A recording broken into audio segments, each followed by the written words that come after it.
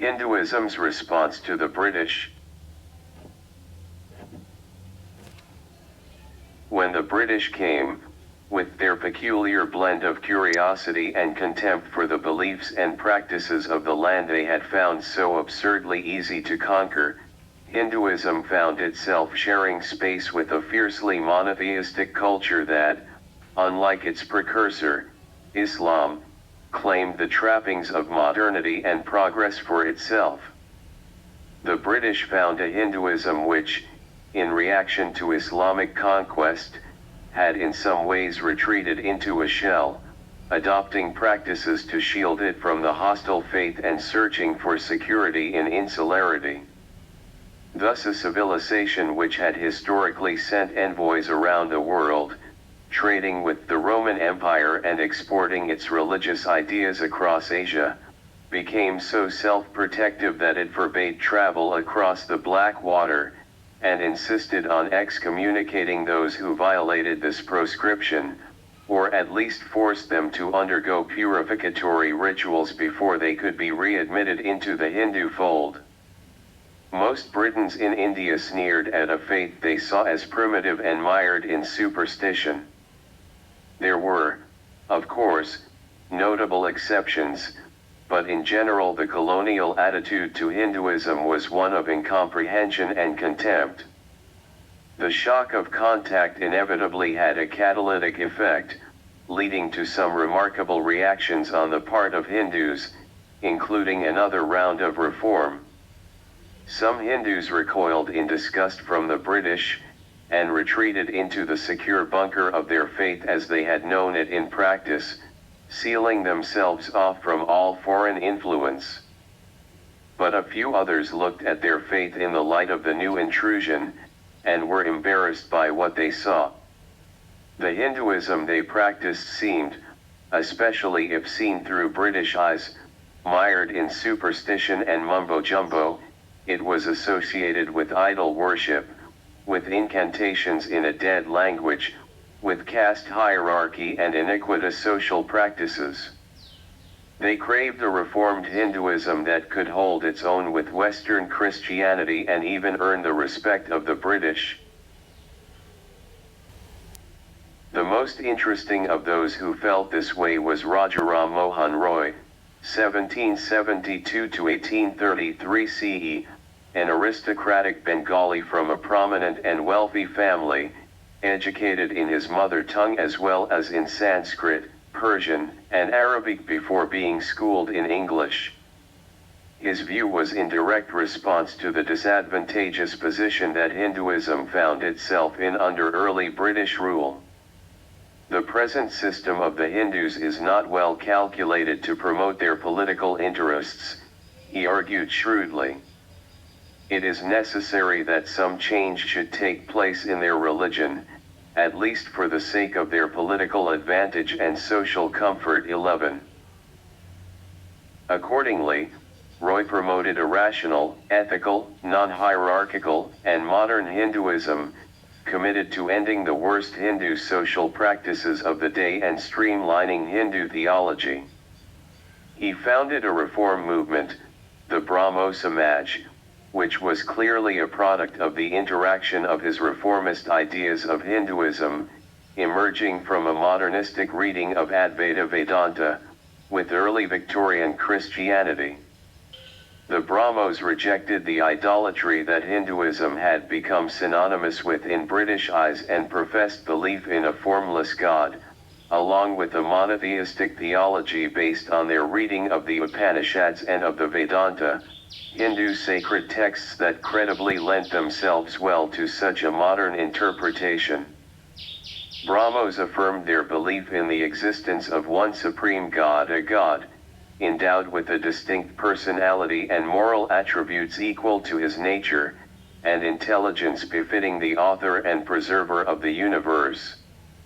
Brahmos would worship him alone, and not necessarily in temples or at specific holy days. We can adore him at any time and at any place, provided that time and that place are calculated to compose and direct the mind towards him. In creating the Brahmo Samaj, Roy was strongly influenced by Unitarianism, whose uncompromising monotheism posited the oneness of God, in opposition to the Trinity of the Father, the Son, and the Holy Ghost. Roy's attitude to Hinduism was in many ways comparable to the Unitarians to Christianity, paring the faith of unnecessary accretions and reducing it to its most basic affirmations of deism. Today, it is impossible to read of the beliefs of the Unitarian Universalists without being struck by their similarities to the central tenets of Upanishad Hinduism. Some Hindu scholars refuse to consider Roy to be a Hindu at all, seeing in the Brahmo faith a form of Christianity dressed in Indian clothes. Others saw Roy as a staunch reformist within the Hindu faith. He wore a sacred thread all his life. But it would take a Vivekananda, not a Roy, to preach, 7 decades later, a robust, modernist and universalist Hinduism, anchored in its own precepts, that could look the rest of the world's religions in the eye and oblige them to blink. Roy was motivated in large measure by a desire to impress his European acquaintances by proving, as he put it, that superstitious practices which deform the Hindu religion have nothing to do with the pure spirit of its dictates. Accordingly, he combined precept with action. Social reform was crucial to his approach. Roy rejected those Hindu traditions that his education taught him to see as social evils, campaigning against caste discrimination, the denial of equal rights to women, sati, polygamy, and child marriage, while arguing that none of these practices had sanction in the scriptures. Roy passionately believed in modern, British-style education as an indispensable tool to transform society. The East India Company, busily engaged in sending back to England as much money as they could squeeze out of India, had no desire whatsoever to spend funds on creating educational institutions for Indians. So Roy realized an Indian would have to take up the challenge. In 1817, he set up the Hindu College at Calcutta in collaboration with a Scotsman not affiliated to the East India Company, David Hare, following it up with the Anglo-Hindu School in 1822 and the Vedanta College in 1826. Roy founded the Vedanta College to create an institution where his monotheistic doctrines could be taught alongside a contemporary Western curriculum, in a synthesis of Western and Indian learning. Roy maintained a frenetic pace of institution building. In 1830, for instance, he helped the Rev. Alexander Duff to establish the General Assembly's institution, now known as Scottish Church College. Not only did Roy donate the land on which the institution was built, he personally recruited the first batch of Indian students to study there. He also campaigned for freedom of the press, which was hemmed in with various restrictions in his time. Roy died, at the age of 61, on a trip to England undertaken with a view to raising the stipend paid by the British to the Mughal emperor, as well as in the hope of presenting a better account of his country to the British. He is buried in Bristol, amongst the people he had tried to impress, but far from the country he had worked so hard to transform. His influence outlasted him, though the Brahmo Samaj never acquired the prominence or the popularity that he might have hoped for and that he might have been able to give it had he lived a longer life. Subsequent Brahmo thinkers included Debendranath Tagore, who questioned important Hindu precepts, challenging the authority of the Vedas and belief in reincarnation and karma, and Keshav Chandra Sen, who emphasized personal religious experience over doctrine and sought to make spirituality more accessible to ordinary people. Vivekananda's initial beliefs as a teenager were strongly influenced by these thinkers, whom he met and interacted with in his late teens, and the doctrines of the Brahmo Samaj. But, as we shall see, he moved from the Brahmos as he learned new ideas at the feet of the mystic Ramakrishna Paramahansa. Brahmoism was not the only response to British Christianity in the colonial era.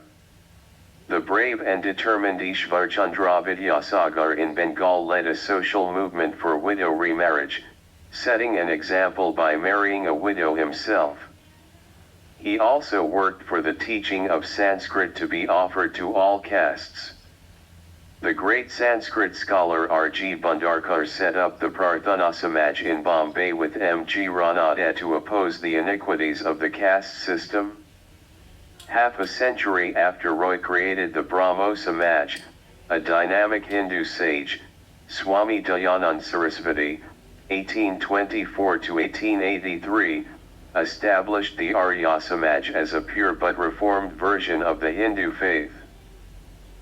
Unlike Roy, Dayanand asserted the infallible authority of the Vedas, while also affirming belief in one God and rejecting idol worship as the Brahmos had done, along with other Puranic accretions to the pure Vedic religion.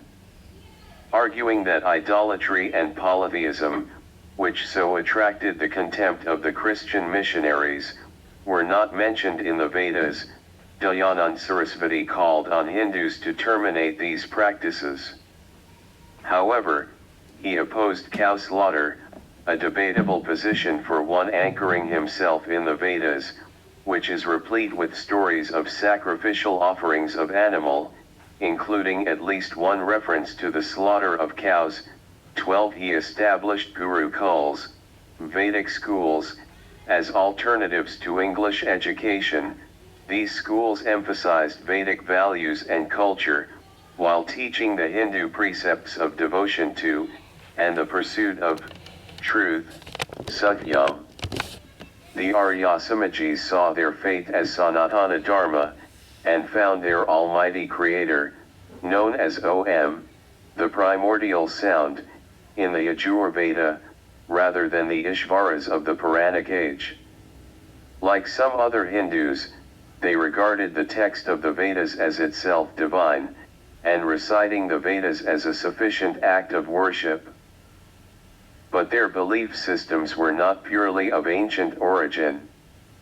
The reaction to Christianity in their doctrines is evident not only in the discarding of idol worship but in the Arya Samaj doctrine that the Vedas are revealed texts, while the other sacred books of the Hindus, the Puranas, the epics, and even the Gita are not. They are equally dismissive of the supposedly revealed texts of other faiths, such as the Bible and the Quran. In this respect, the Arya Samaj departed from the principle of acceptance of other faiths as equally valid, the principle that characterizes Swami Vivekananda's Hinduism. As a reform movement, the Arya Samaj advocated the equality of all human beings and the empowerment of women. It opened its doors to all Hindus irrespective of caste or sect, performing simple marriages according to the prescriptions in the Brahmanas of the Yajurveda. It also created a conversion ritual called Shuddhi, complete with formal certification, for non-Hindus wishing to enter the faith, something which had never existed before and which seemed to have been inspired by Christian practices of baptism. In his The Discovery of India, Jawaharlal Nehru describes the Arya Samaj as thus having introduced religious proselytization to Hinduism. Non-Hindus marrying Hindus have found that if they wish to adopt their spouse's faith, the only way they can do so is through the Arya Samaj's conversion route. These practices, however, have helped the Arya Samaj version of Hinduism appear more familiar to those exposed to the way the Semitic religions conduct their faith. Unsurprisingly, the Arya Samaj is strongly rooted in many Hindu expatriate communities, offering the equivalent of Christian Sunday school classes in the principles of the faith to Hindu children in suburban America. Yet it remains little more than a sect in its own homeland, adhered to by a modest minority of Indian Hindus. Greater local success was obtained by three 19th-century reformers and contemporaries in southern India: Sri Narayana Guru, 1856–1928, Mahatma Ayankalai, 1863–1941, and Shatampi Swami, 1853–1924, whose lives and impact overlapped.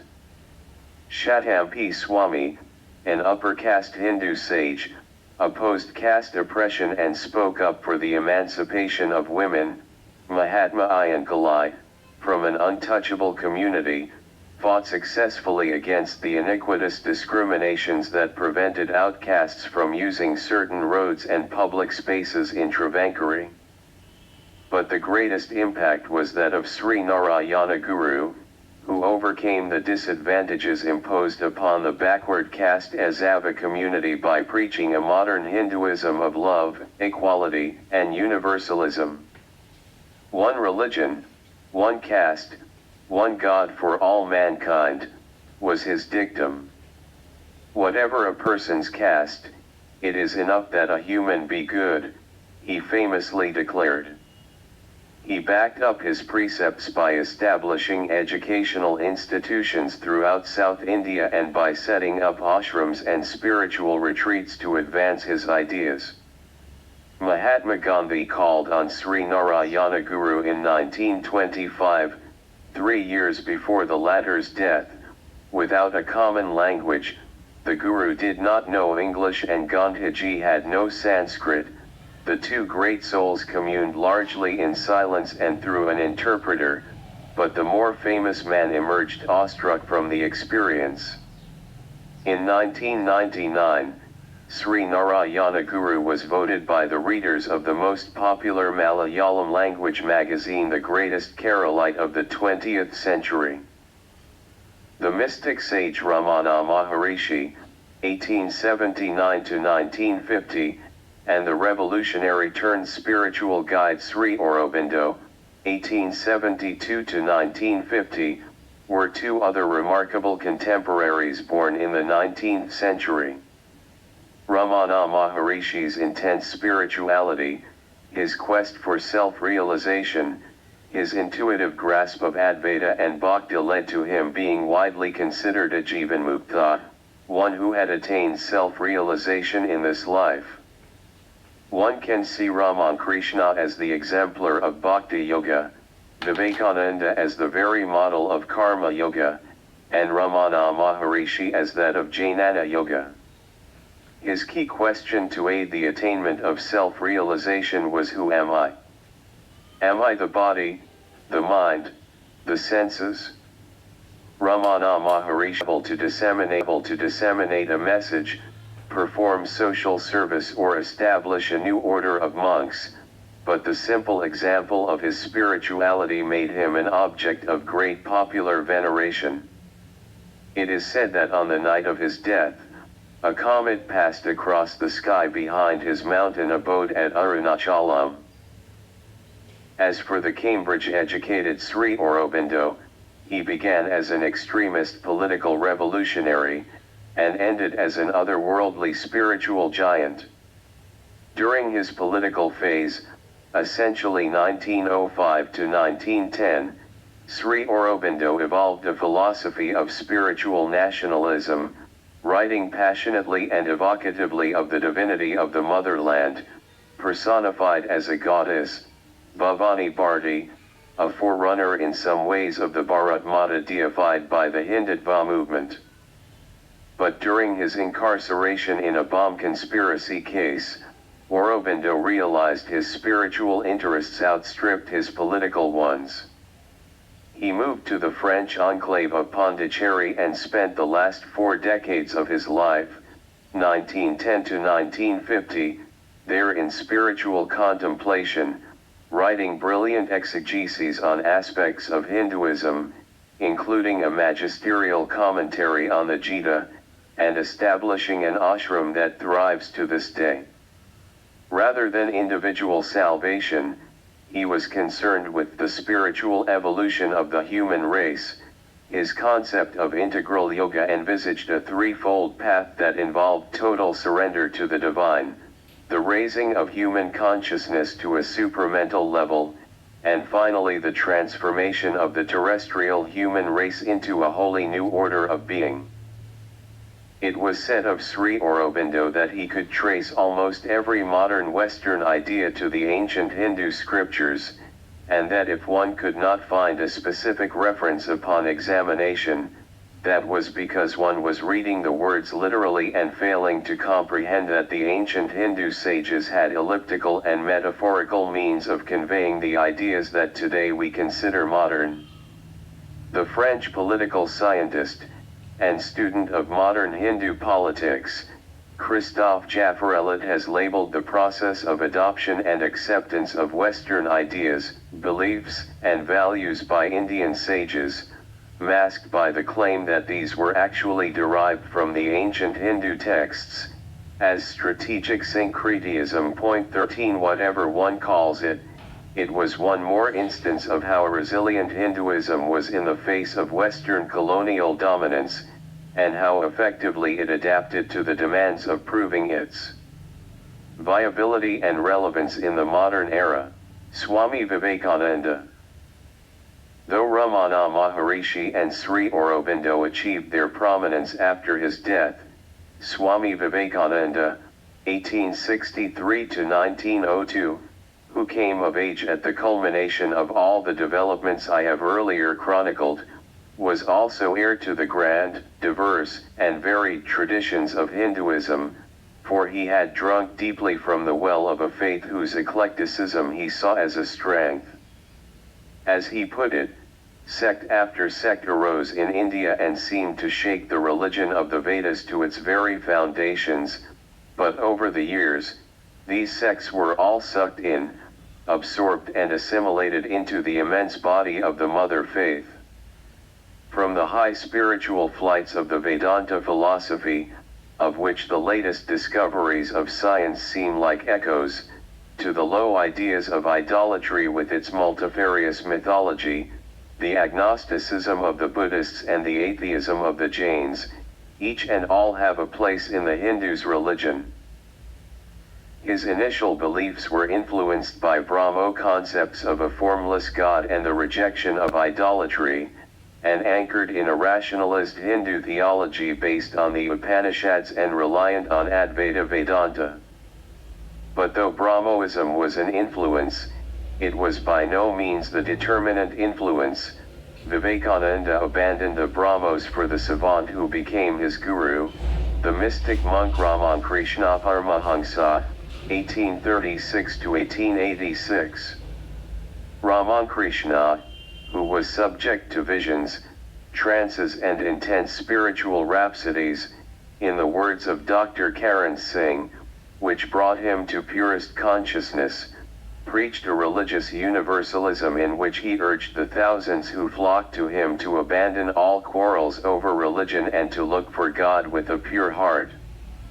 He imparted his wisdom in simple parables that won him a devoted following among the masses as well as the elite of his day, as well as deep spiritual attainment that he imparted to his most illustrious devotee.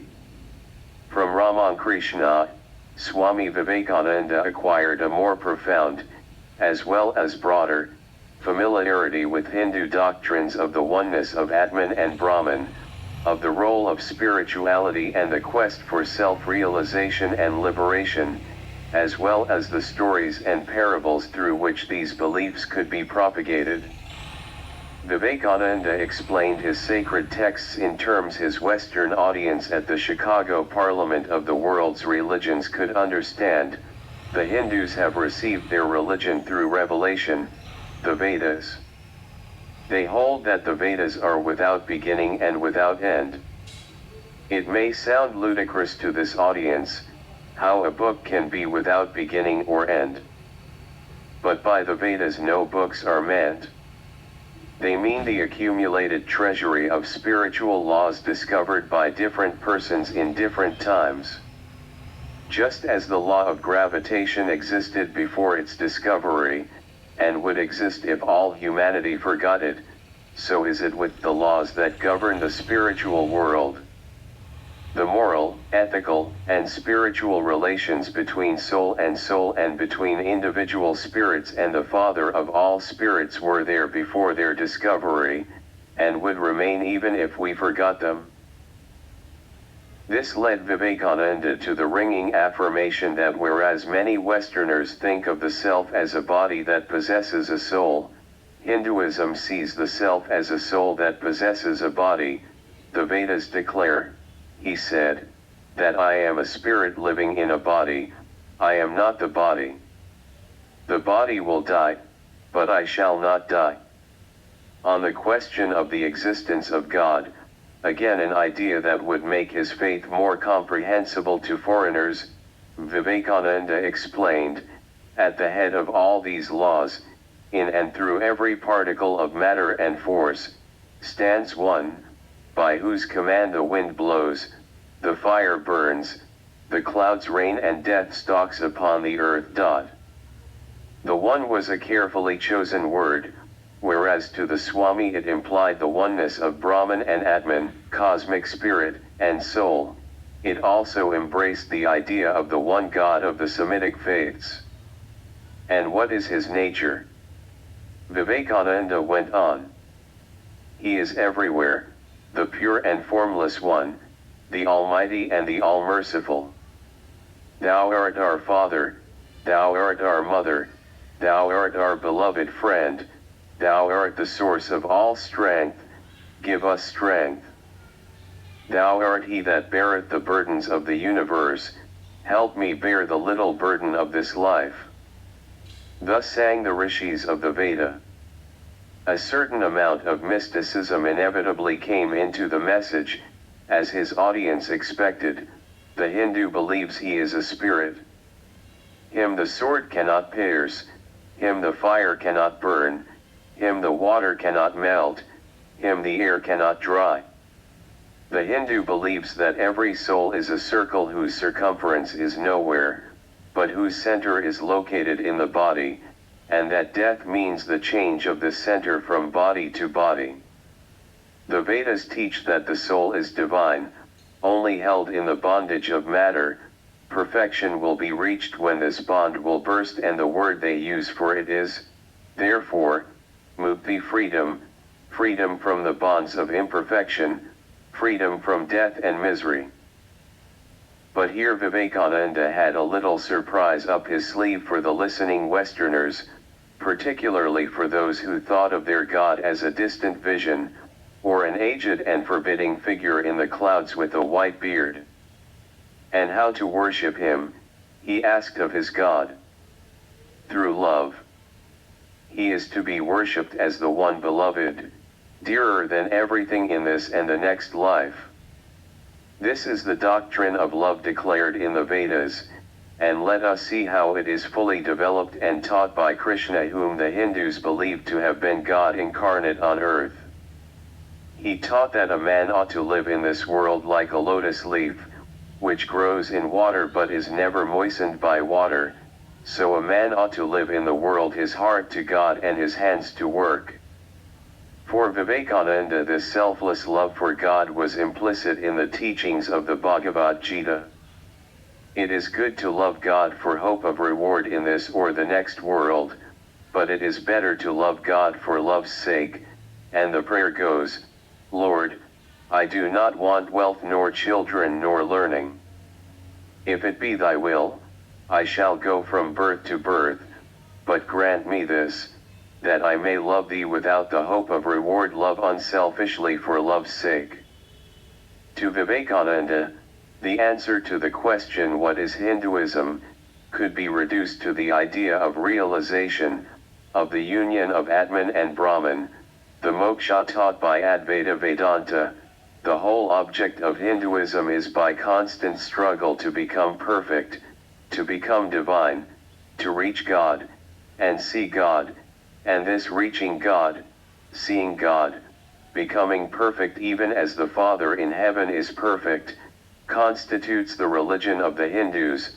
He explained, there is something beyond even this fine body, which is the Atman of man, which has neither beginning nor end, which knows not what death is. I am already joined from my very birth. From the very fact of my life I am in yoga union with that infinite life. From there, having explained Hinduism in terms that Westerners could grasp, Vivekananda firmly parted from their basic assumptions. He argued that the Hindu religion means realization and nothing short of that.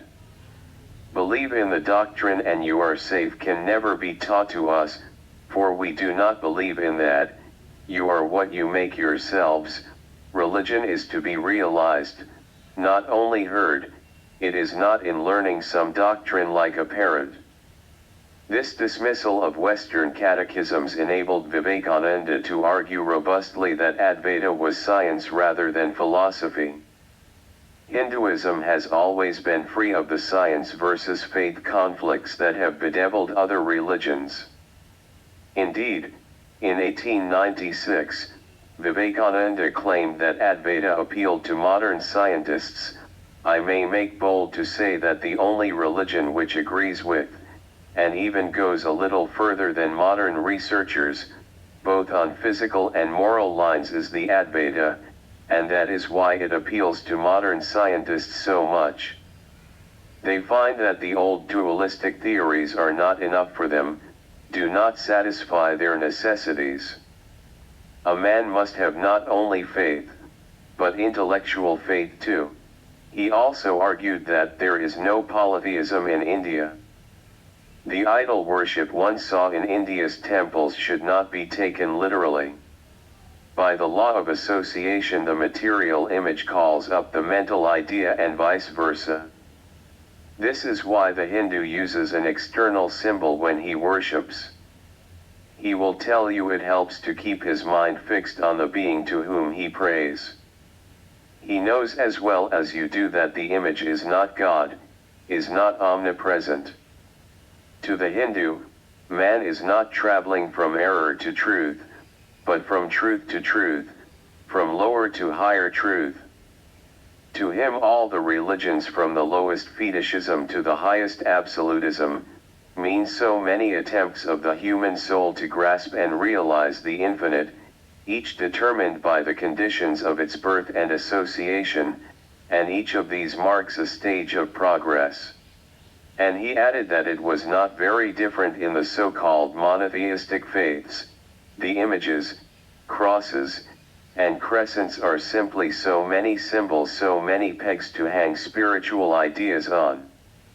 It is not that this help is necessary for everyone, but those that do not need it have no right to say that it is wrong. Idolatry in India is the attempt of undeveloped minds to grasp high spiritual truths. The Swami was certainly not seeking to downplay his own faith. Far from it, he spoke proudly in the name of the most ancient order of monks in the world and the mother of religions. Vivekananda was contemptuous of what he called kitchen religion, the farrago of taboos and restrictions on diet and conduct that had come to constitute Hinduism for some. But he also made no distinction between the actions of Hindus as a people, embodied by their grant of asylum to people fleeing religious oppression, for instance, and their actions as a religious community, visible in their tolerance of other faiths. He spoke proudly of Hindu India offering refuge to Jews fleeing Roman persecution and Zoroastrians escaping Muslim rule in Persia. I am proud to belong to a country which has sheltered the persecuted and the refugees of all religions and all countries of the earth. For him, there was no real distinction between Hindu believers accepting other faiths and Hindus extending asylum to people of other faiths, because Hinduism was as much a civilization as a set of religious beliefs. In a different speech to the same Chicago convention, Swami Vivekananda set out his philosophy in simple terms: unity in variety is the plan of nature, and the Hindu has recognized it. Every other religion lays down certain fixed dogmas and tries to compel society to adopt them. It places before society only one code which must fit Jack and John and Henry, all alike. If it does not fit John or Henry, he must go without a code to cover his body. The Hindus have discovered that the absolute can only be realized, or thought of, or stated through the relative, and the images, crosses, and crescents are simply so many symbols, so many pegs to hang spiritual ideas on. It is not that this help is necessary for everyone, but those that do not need it have no right to say that it is wrong. Nor is it compulsory in Hinduism. Vivekananda was also, uncommonly for his time, a believer in gender equality. He related well to women, who numbered among his closest devotees, and worked with them to take his message to the world. It is no wonder then that he began those inspiring speeches to the Parliament of the world's religions with the words, "Sisters and brothers of America." The first time he uttered them, it was reported, the phrase, and his voice, had an electrifying effect upon the audience. In his book Raja Yoga, Vivekananda introduced the 4 yogas, his interpretation of Patanjali's Yoga Sutras, as a practical means for each individual to work towards realizing the divine force within himself. The 4 yogas were Raja Yoga, psychological and mystical practices as well as spiritual exercises, Karma Yoga, work and the way of action and social service in the quest for the divine, Bhakti Yoga, devotional worship and expression of love for the divine, and Jnana Yoga, the path of knowledge and reason in the pursuit of self-realization. The 4 paths were distinct but could be pursued simultaneously or in parallel. Vivekananda tried to combine all these in himself. He pursued his own divinity by discipline and effort, deep study, reading, and reflection, and huge physical effort that included walking the length and breadth of India with nothing but a staff, a water pot and his own charisma to sustain him. He was a profoundly moral figure, with none of the indulgences that modern Indian godmen have become known for. As Adi Shankara preached, he lived by a code of truth, purity, celibacy, and unselfishness that anchored his Shraddha, faith. Although many of his deeply committed followers were women, he treated them as sisters and daughters, irrespective of their age, and lived the celibate life of a brahmachari, seeing intimate relations as incompatible with his mission of spiritual service. In this he remained essentially a monk, but unlike his preceptor Ramakrishna, he was no otherworldly figure, a compelling speaker and a magnetic presence. Swami Vivekananda was focused on human behavior in the real world he saw around him. He argued that it is an insult to preach religion to a man with an empty stomach, and for many in India, he said, God will only appear as a loaf of bread. The Vedanta, interpreted in comprehensible contemporary terms, became the vehicle for his preaching. As Vivekananda explained, each soul is potentially divine. The goal is to manifest this divinity within by controlling nature, external and internal. Do this either by work, or worship, or mental discipline, or philosophy by one, or more, or all of these and be free. This is the whole of religion. Doctrines, or dogmas, or rituals, or books, or temples, or forms, are but secondary details. Vivekananda lived up to this precept himself. Work, worship, mental discipline, and philosophy, he mastered them all. He believed that spiritual realization needed the awakening of the human will. This required him to adopt a path of pursuing spirituality through service. Worldly success was important, but such success could only be the outcome of focused thought and action. It is important to remember that Swami Vivekananda, despite being a spiritual figure, despite being a disciple of the immortal Ramakrishna Paramahansa, despite being a sannyasi who traveled throughout India and taught the message of Vedanta and the Gita, the message of religion and spirituality as he understood it was also very much anchored in the real needs of India, of his people at that time and in the future. Of the many angles from which the social problems of India could be analyzed, he proceeded from the religious and spiritual perspectives. Therefore, the Swami founded the Ramakrishna Math, based on the twin ideals of self-realization and service to the world, and named for his guru, Sri Ramakrishna Paramahansa. But since a math, or matham or month, is essentially a place of contemplation, Vivekananda laid the foundation of the Ramakrishna Mission, also named for his preceptor, as a philanthropic, volunteer organization to work alongside the religious monastic order to spread his teachings throughout the world. The mission based its work on the principle of karma yoga, the path of selfless, altruistic service propounded by Vivekananda. Karma yoga preached an ethic of action and doing, not merely of the meditation and reflection that was all that spirituality had hitherto been identified with. Ever since its inception, the Ramakrishna Mission has stayed true to its motto of Atmano Mokshartham Jagat Hidaya Cha, which translated from Sanskrit means for one's own salvation, and for the good of the world. Vivekananda undoubtedly revolutionized the traditional image of the Hindu monk, the sannyasi, in India by setting the example and making social service an integral part of the sannyasi's life.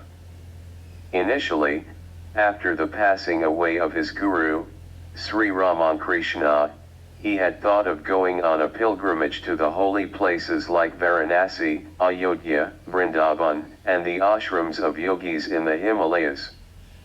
However, after a couple of years spent on such visits, he turned his gaze to the common people for whom the only reality in life was their struggle for survival.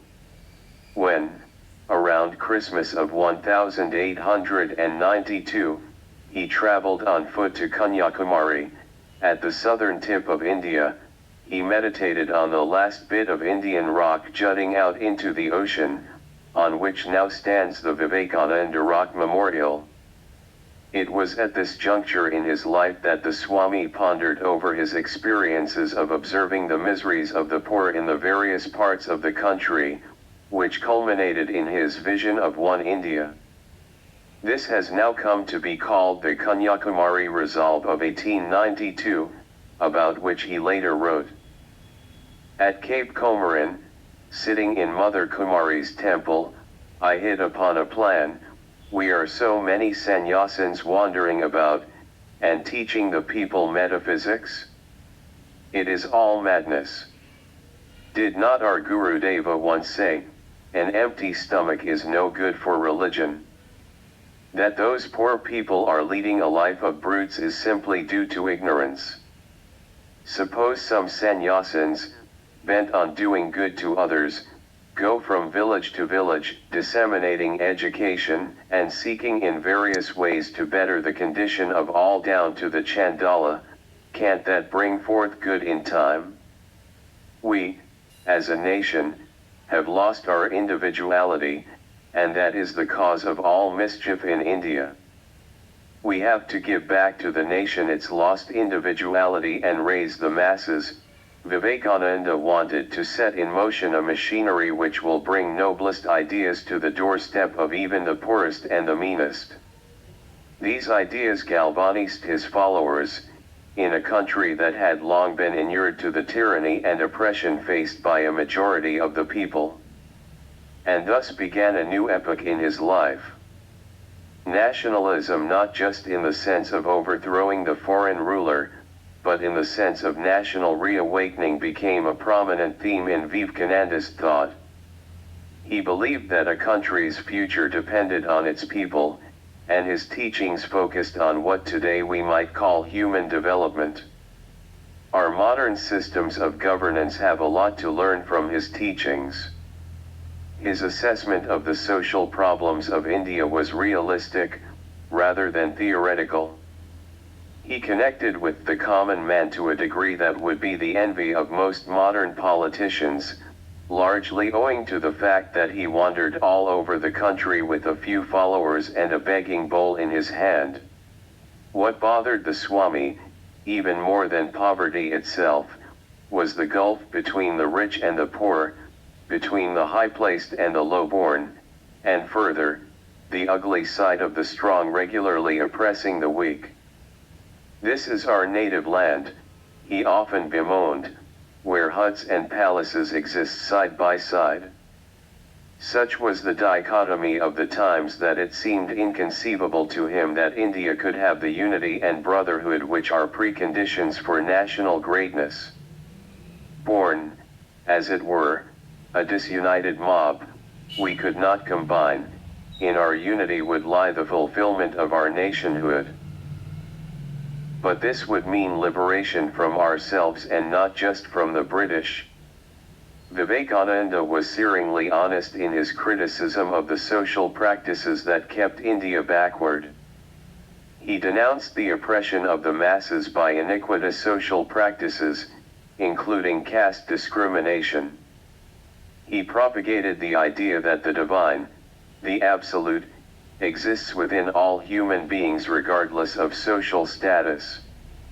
He also voiced his opposition against the manner in which women were kept, in conditions of servile dependence on men, which made them good only to weep at the slightest approach of mishap or danger. He taught us values that actually mandated change in the arrangements of our society. He refused to accept that religion was sided in favor of iniquitous social practices like child marriage. He was a religious reformer as well as a social reformer. Child marriage, which Ram Mohan Roy had fought against, still persisted across India, since the British were reluctant to outlaw it. A girl of 8 is married to a man of 30 and the parents are jubilant over it. And if anyone protests against it, the plea put forward is that our religion is being overturned, he lamented. His devotee sister Nivedita, born in Britain as Margaret Noble, started a girls' school in Calcutta to advance his progressive ideas about the education of women. He wanted a fully educated India, an objective we have not yet fulfilled a century and a quarter later. These practices, and the dissensions which divided Hindu society, pained Swami Vivekananda all the more because they were being adhered to in the name of religion. He preached that seeing the divine as the essence of others will promote love and social harmony, but he had no illusions about how prevalent such attitudes were. He was furious about those who claimed their beliefs were superior to anyone else's. "Ask a man who wants to start a sectarian fight," he declaimed, "have you seen God? Have you seen the Atman? If you have not, what right have you to preach his name, you walking in darkness trying to lead me into the same darkness, the blind leading the blind, and both falling into the ditch?" Vivekananda helped create, in his own lifetime, a band of volunteers to work among the poor, the distressed and the marginalized. Many of these were young people, for Swami Vivekananda personified the eternal energy of Indian youth and awakened in many young people a restless quest for truth. One of his more famous exhortations to young Indians came from his lectures in Raja Yoga, in which he memorably said, "Take up one idea. Make that one idea your life, think of it, dream of it, live on that idea. Let the brain, muscles, nerves, every part of your body, be full of that idea, and just leave every other idea alone.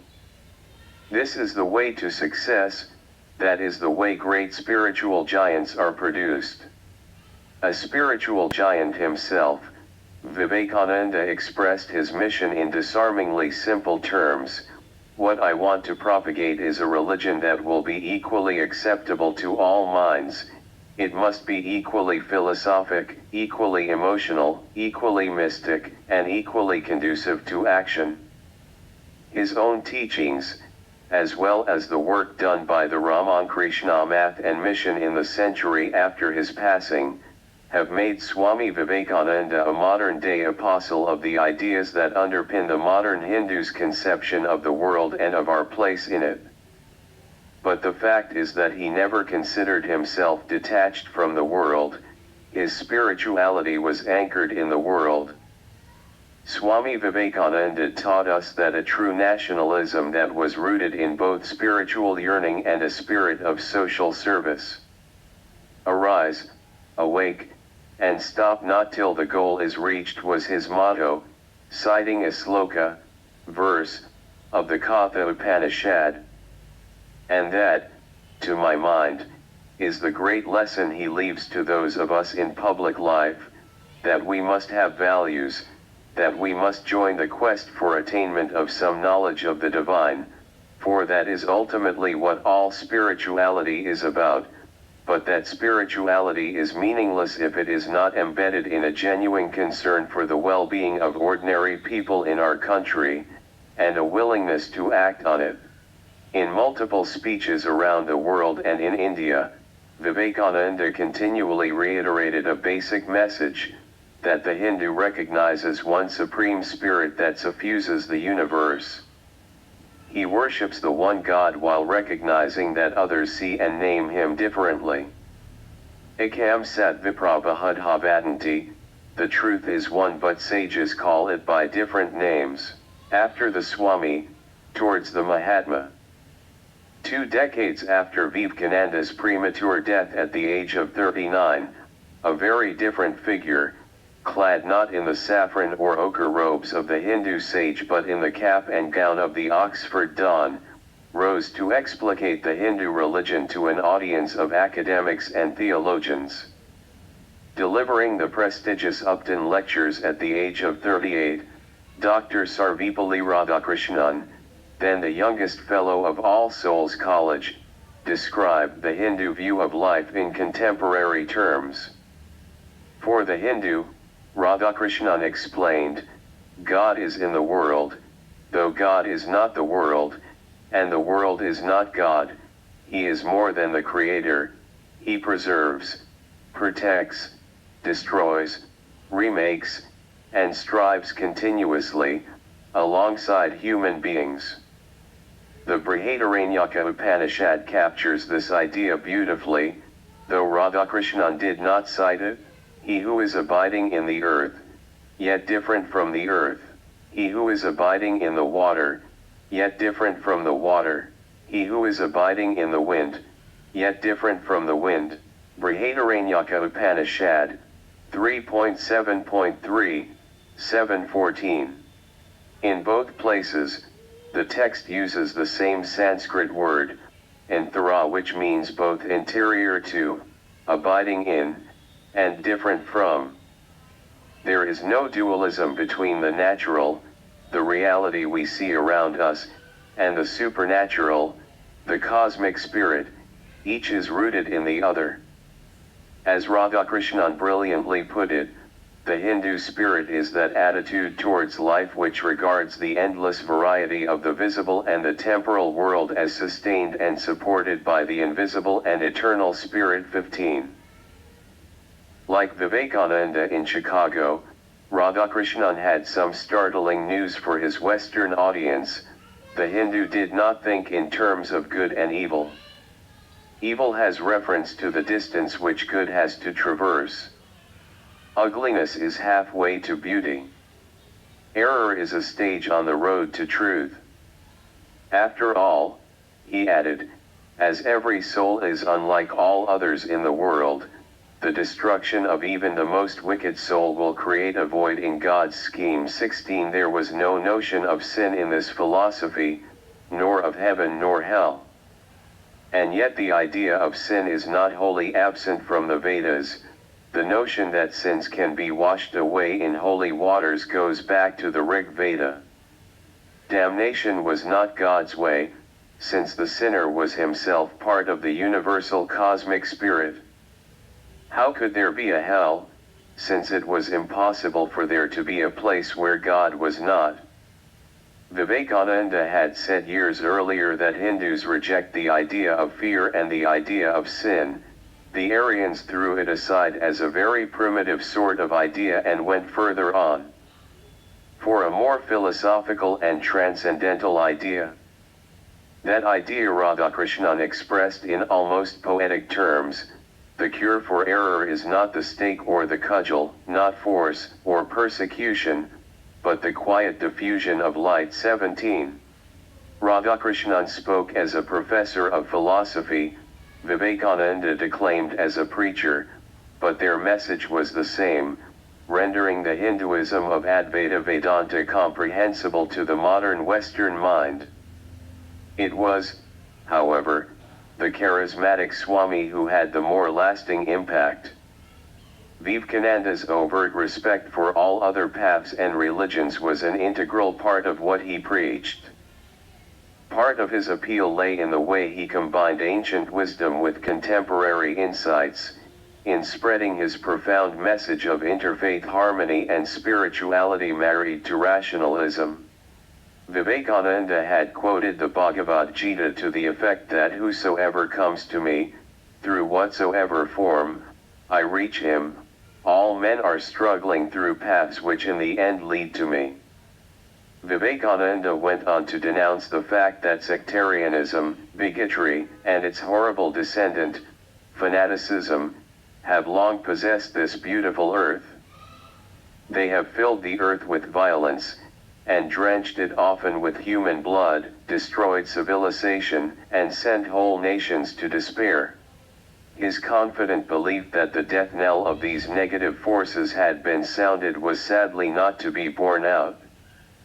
But his vision summarized in the Sanskrit credo Sarva Dharma Samhava, all religions are equally worthy of respect, is, in fact, the kind of Hinduism practiced by most of India's Hindus, whose instinctive acceptance of other faiths and forms of worship has long been the distinctive hallmark of Indianness, not merely in a narrow religious sense, but in a broader cultural and spiritual sense too.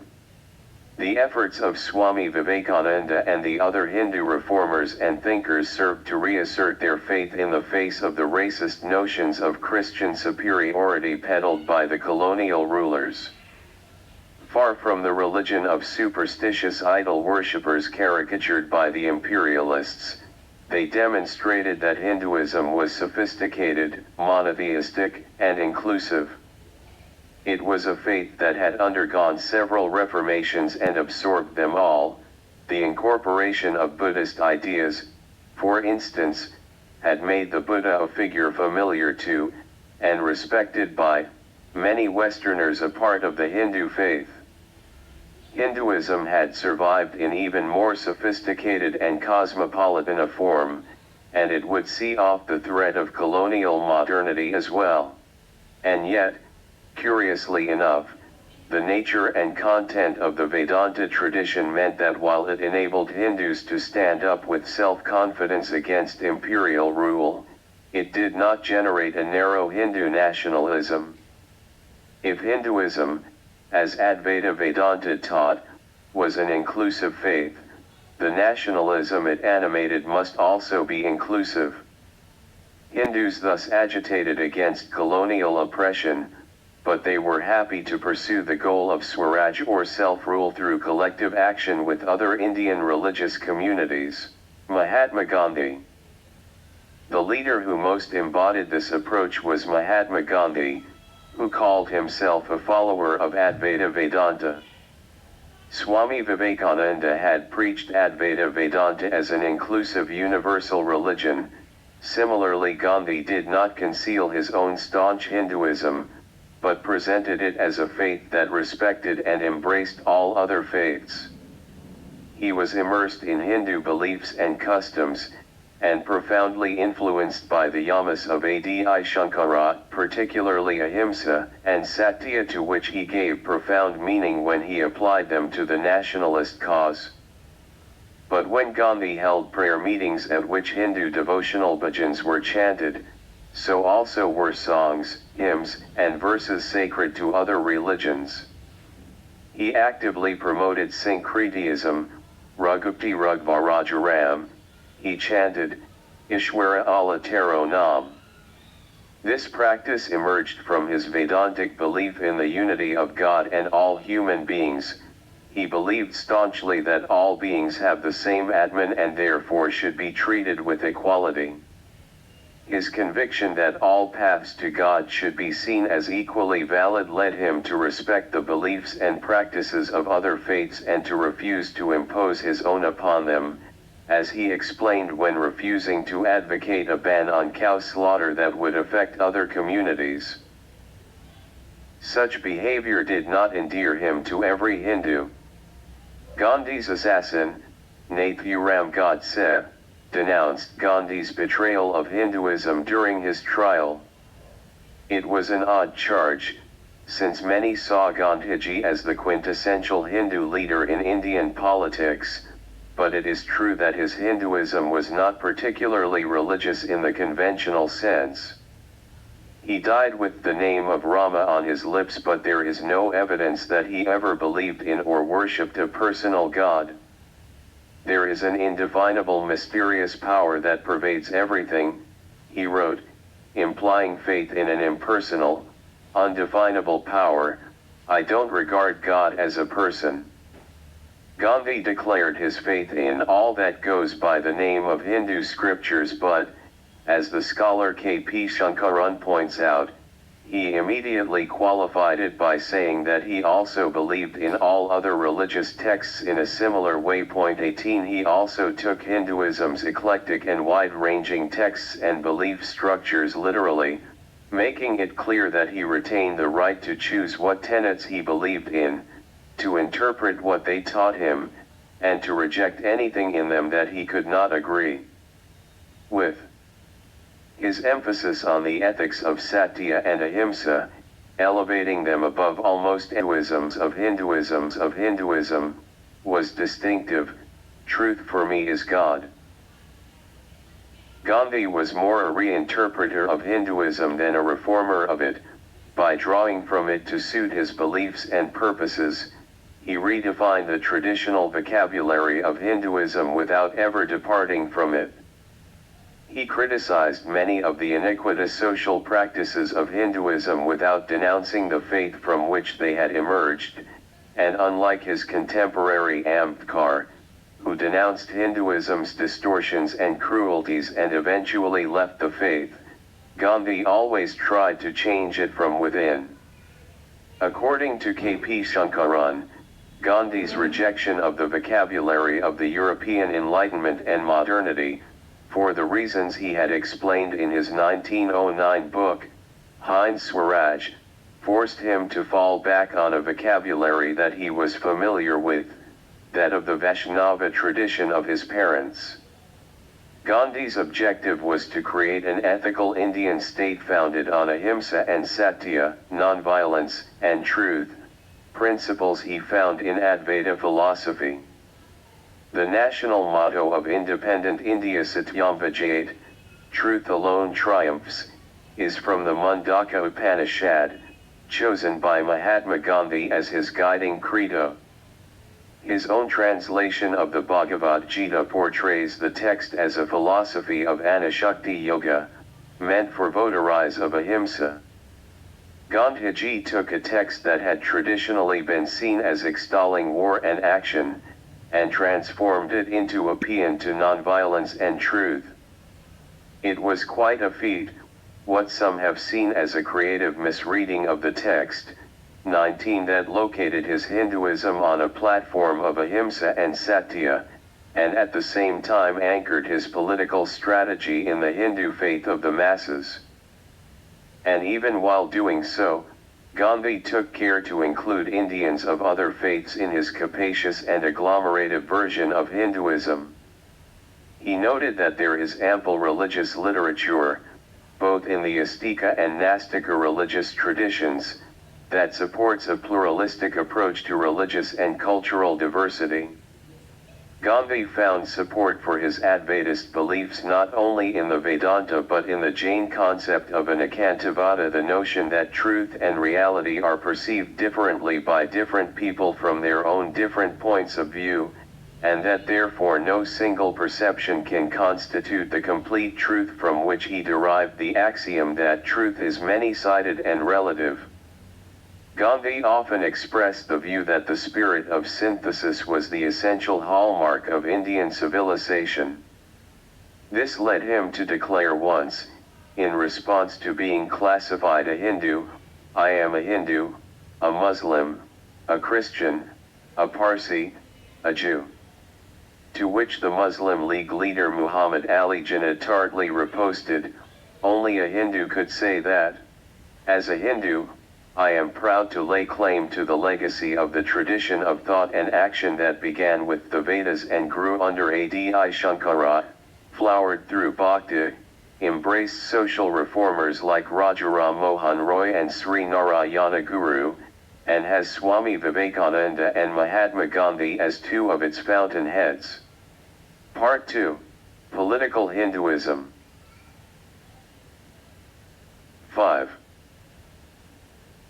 Hinduism and the politics of Hindutva. When I was a columnist for the Hindu, which despite its name has been a secular, even left-inclined, newspaper throughout its existence, I received a number of letters from readers on the subject of Hindu ethics and Dharma, prompted by some of my writings on the subject.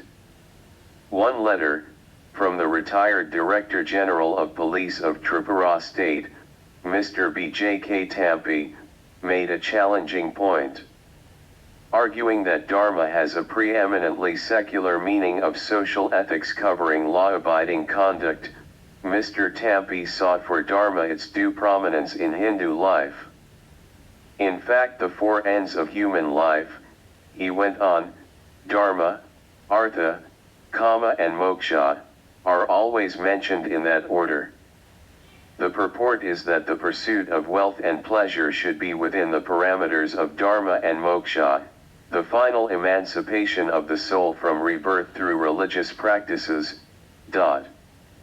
Mr. Tampi adds, citing Swami Ranganathananda, 1908 to 2005, the spiritual teacher who was the 13th and most famous head of the Ramakrishna Mission, the excessive Indian fear of rebirth has led to the neglect of true worldly Dharma for the sake of an otherworldly moksha. It has made men unfit both in the worldly, secular, and spiritual spheres. Now I have never met the good Mr. Tampi, whose theological learning is all the more impressive in one who served in the practical profession of a policeman, but his analysis gladdens my secular heart. The fact is that, despite having done so much to attract the opprobrium of those who seek to politicize Hinduism, or the Hindutva brigade as I call them, I do believe that propagating Dharma and instilling deeply at all levels of society the need to live according to one's Dharma can be the key to bridging the present gap between the religious and the secular in India. The social scientist T. N. Madan has argued that the increasing secularization of modern Indian life is responsible for the rise of fundamentalism, since it is the marginalization of faith, which is what secularism is, that permits the perversion of religion. There are no fundamentalists or revivalists in traditional society. 1. The implication is that secularism has deprived Indians of their moral underpinnings, the meaning that faith gives to life, and religious extremism has risen as an almost inevitable antithesis to the secular project. The only way out of this dilemma is for Hindus to return to the tolerant, holistic, just, pluralist Dharma articulated so effectively by Swami Vivekananda, which embraces both worldly and spiritual duty. After all, as Mr. Tampi points out, the Hindu's secular pursuit of material happiness is not meant to be divorced from his obedience to the ethical and religious tenets of his faith. So the distinction between religious and secular is an artificial one. There is no such compartmentalization in Hinduism. When you conduct your life by performing your duties ethically, are you secular or, since you are fulfilling your Dharma while adhering to a moral code, a good Hindu? There is also a terminological issue here. The secularism avowed by successive Indian governments, as Professor R.S. Misra of Banaras Hindu University has argued, is based on Dharmanirpekshata, keeping apart from Dharma, which is impossible for any good Hindu to adhere to. BJP politicians like Rajnath Singh and Yogi Adityanath have argued that Indian governments cannot observe Dharmanirpekshata but should follow the precept of Panthnirpekshata, not favoring any particular sect or faith. In this they are not far removed from my argument, which I have made for several years before my entry into Indian politics, that secularism is a misnomer in the Indian context of profuse religiosity, and what we should be talking about is pluralism. I believe the roots of India's pluralism can be found in the Hindu acceptance of difference, which has become an article of faith for most of Indian society. But many critics of secularism are not terribly enamored of pluralism either. To Professor Misra, for instance, the problem with Dharmanirpekshata is that an authentically Indian ethic would ensure that secular objectives are infused with Dharma. I find this view persuasive but incomplete. Yes, Dharma is essential in the pursuit of material well-being, public order and good governance, but this should not mean turning public policy over to sants and sadhus, nor excluding any section of Indian society, for instance, minorities who reject the Hindu idea of Dharma as irrelevant to their lives, from their rightful place in the Indian sun. If we can bring Dharma into our national life, it must be to uphold, rather than at the expense of, the pluralist ideal of Indianness. Hinduism has always acknowledged the existence of opposites, and reconciled them: pain and pleasure, success and failure, creation and destruction, life and death are all manifestations of the duality inherent in human existence. These pairings are not contradictory but complementary. They are aspects of the same overarching reality. So also with the secular and the sacred, a Hindu's life must involve both. To acknowledge this would both absorb and deflect the unsavory aspects of the resurgence of Hindutva, the RSS and Savarkar. India's current ruling party, the Bharatiya Janata Party, officially adopted Hindutva as its defining credo in 1989.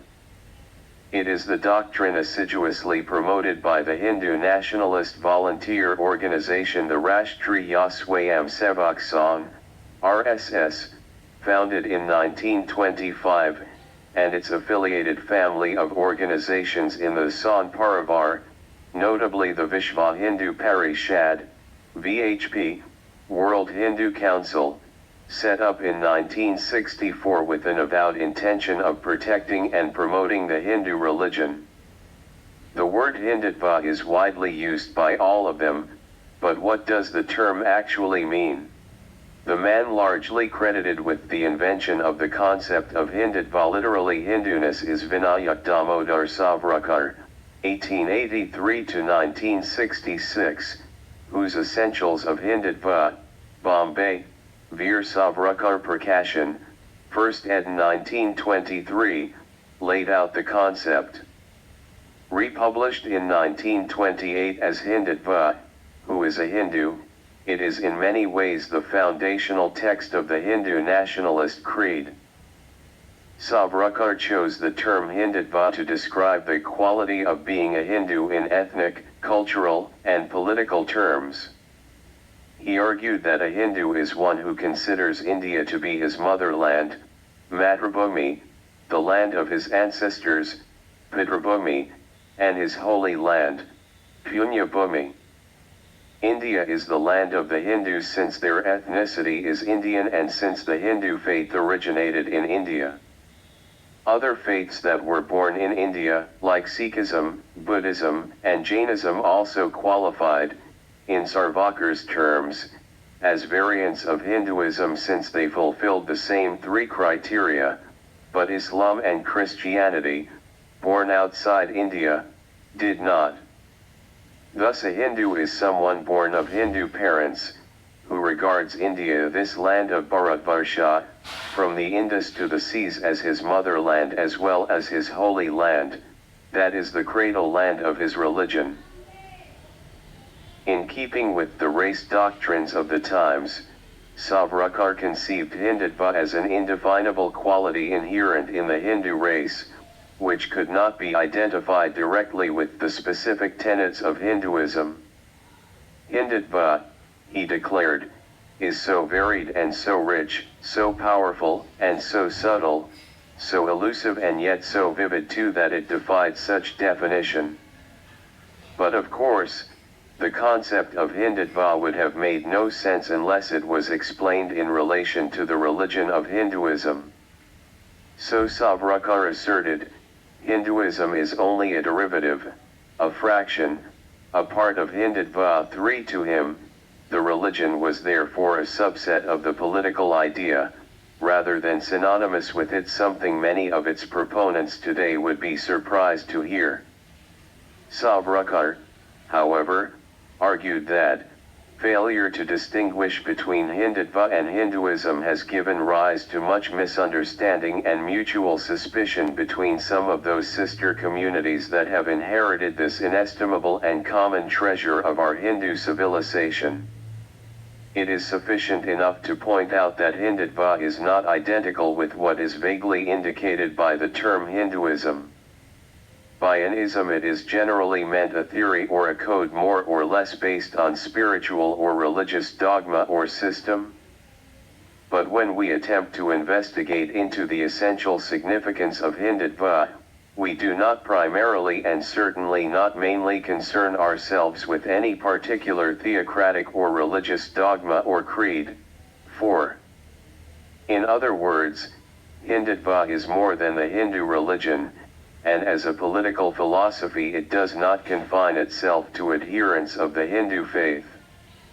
Despite this distinction, Hindutva would help achieve the political consolidation of the Hindu people, since Savarkar also argued that a Muslim or a Christian, even if born in India, could not claim allegiance to the three essentials of Hindutva, a common nation, Rashtra, a common race, Jati, and a common civilization, Sanskriti, as represented in a common history, common heroes, a common literature, a common art, a common law and a common jurisprudence, common fairs and festivals, rites and rituals, ceremonies and sacraments. Hindus, thus defined, constituted the Indian nation, a nation that had existed since antiquity, since Savarkar was explicitly rejecting the British view that India was just, in Churchill's notorious phrase, a geographical expression. No more a single country than the equator. Savarkar's vision of Hindutva saw it as the animating principle of a Hindu Rashtra, Hindu nation, that extended across the entire Indian subcontinent, and was rooted in an undivided India, Akhand Bharat, corresponding to the territorial aspirations of ancient dynasties like the Mauryas, 320 BCE, 180 BCE, who under Chandragupta and Ashoka had managed to knit most of the subcontinent under their territorial control. In the words of a later RSS publication, Sri Guruji, the Man, and His Mission, it became evident that Hindus were the nation in Bharat and that Hindutva was Rashtriyatva nationalism. 5. For Savarkar, Hinduness was synonymous with Indianness, properly understood. Savarkar's idea of Hindutva was so expansive that it covered everything that a scholar today would call Indic. Hindutva is not a word but a history. Not only the spiritual or religious history of our people, as at times it is mistaken to be by being confounded with the other cognate term Hinduism, but a history in full. Hindutva embraces all the departments of thought and activity of the whole being of our Hindu race. 6. In turn, the Hindu race was inextricably bound to the idea of the nation. As Savarkar put it, we Hindus are bound together not only by the tie of the love we bear to a common fatherland and by the common blood that courses through our veins and keeps our hearts throbbing and our affections warm, but also by the tie of the common homage we pay to our great civilization, our Hindu culture. By definition, however, his idea of Hindutva, as mentioned above, excluded those whose ancestors came from elsewhere or whose holy lands lay outside India, thereby eliminating Muslim and Christians, India's two most significant minorities, from his frame of reference. What their place would be in Savarkar's Hindu Rashtra was not made explicitly clear, but the best they could hope for was a sort of second-class citizenship in which they could live in India only on sufferance. In 1939, Savarkar wrote the foreword to a book by the Nazi sympathizer and European-born Hindu revivalist who called herself Savitri Devi. Savitri Devi, 1905 to 1982, born Maximian Portus of mixed Greek, French, and English parentage, was a remarkable figure who, among other idiosyncratic beliefs, considered Adolf Hitler an avatar of Vishnu. Her book, prophetically titled A Warning to the Hindus, is a passionate polemic about the need for Hindu reassertion. Savitri Devi asserted that Hinduism is the national religion of India, and there is no real India besides Hindu India. Savarkar joined the author in arguing that, in all walks of life, for a long time, the Hindus have been fed on inertia, producing thoughts which disabled them to act energetically for any purpose in life, other than moksha, that is to say escape from this world. Where to? God knows. And this is one of the causes of the continuous enslavement of our Hindu Rashtra for centuries altogether. 7. Not for Savarkar the abstruse metaphysics of Advaita. What he and Savitri Devi were interested in was political power, here and now. For Savitri Devi, political power, defined as the power of law with organized military force, is everything in the world. We would like the Hindus to remember this, and to strive to acquire political power at any cost. Social reforms are necessary, not because they will bring more humanity among the Hindus, as many think, but because they will bring unity, that is to say power. Defining nationhood, Golwalkar. This logic was taken even farther by M.S. Golwalkar, 1906 to 1973, the Sarsang Shalak or head of the Rashtriya Swayamsevak Sangh, RSS, for 3 decades, 1940 to 1973, who supplanted Savarkar as the principal ideologue of Hindu nationalism, notably in his 1939 Screed We, or Our Nationhood Defined 9, and in the anthology of his writings and speeches, Bunch of Thoughts. 10 Golwalkar made it clear that India was the holy land of the Hindus. He writes, Hindus then is the land of the Hindus and is the terra firma for the Hindu nation alone to flourish upon. 11 According to him, India was a pristine Hindu country in ancient times, 12 a place of unparalleled glory destroyed in successive assaults by foreign invaders. He felt that a national regeneration was necessary. He also contended that the national regeneration of this Hindu nation, the motherland for which the Hindu people shed their blood, 13 could only come about through the revival of its Hinduness. Golwalkar rejected the concept of what he called territorial nationalism, the modern variant of nationalism which identified a state with its territory and bestowed equal rights of citizenship on all those who lived within it. That, to him, made no sense. A territory was not a nation, a people constituted a nation. Who were this people?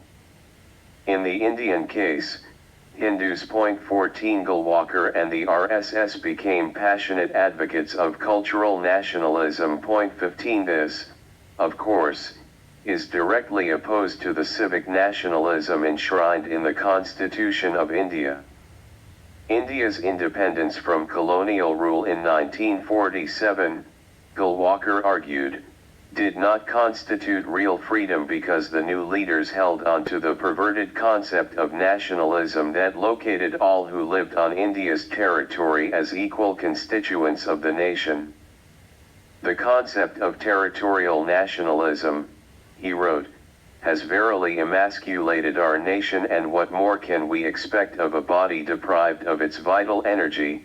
And so it is that we see today the germs of corruption, disintegration, and dissipation eating into the vitals of our nation for having given up the natural living nationalism in the pursuit of an unnatural, unscientific and lifeless hybrid concept of territorial nationalism. 16. Golwalkar's bunch of thoughts argues that territorial nationalism is a barbarism, since a nation is not a mere bundle of political and economic rights but an embodiment of national culture in India, ancient and sublime Hinduism. In his tract, Golwalkar sneers at democracy, which he sees as alien to Hindu culture. He also writes approvingly of the laws of Manu as the work of a great soul. He talks of the high regard in which Manu Smriti is held around the world by referring to a statue in the Philippines bearing the inscription, "The first, the greatest, and wisest lawgiver of mankind." That Manu's legal prescription is condemned by many for its elitism and casteism, its gender prejudice, its implicitly authoritarian ethos, and its disparagement of the lower castes never crosses Golwalkar's mind. But in all fairness, Golwalkar was only echoing Nietzsche, who wrote of the Manu Smriti, this absolutely Aryan testimony, a priestly codex of morality based on the Vedas, of a presentation of caste and of ancient provenance, not pessimistic even though priestly, completes my conceptions of religion in the most remarkable manner. 17 For Golwalkar, therefore, salvation lies not in Indian democracy, but in the historian Manu S. Pillai's words, in embracing Hindu dharmocracy. 18. Pillai's phrase is not entirely tongue-in-cheek. Golwalkar intends traditional Hindu practices to prevail in his Hindu Rashtra, including caste discrimination. We know as a matter of history, he writes, that our northwestern and northeastern areas, where the influence of Buddhism had disrupted the caste system, fell an easy prey to the onslaught of Muslims. But the areas of Delhi and Uttar Pradesh, which were considered to be very orthodox and rigid in caste restrictions, remained predominantly Hindu even after remaining the very citadels of Muslim power and fanaticism. 19 So the more caste-ridden society was, the more robustly it resisted the encroachments of the foreign faiths that sought to erode it. To Golwalkar, the so-called caste-ridden Hindu society has remained undying and inconquerable, while casteless societies crumbled to dust. 20. The alternative to territorial nationalism, to Golwalkar, was a nationalism based on race. In We, or Our Nationhood defined, at the height of Hitler's rise, Golwalkar wrote, to keep up the purity of the race and its culture, Germany shocked the world by her purging the country of the Semitic races, the Jews. Race pride at its highest has been manifested here. Germany has also shown how well nigh impossible it is for races and cultures, having differences going to the root, to be assimilated into one united whole, a good lesson for us in Hindustan to learn and profit by. 21. This marked an evolution from Savarkar's notion that saw Hindutva as principally a cultural identity and Hinduism as a part of a national Hindu culture. In an important respect, Golwalkar reversed Savarkar's logic.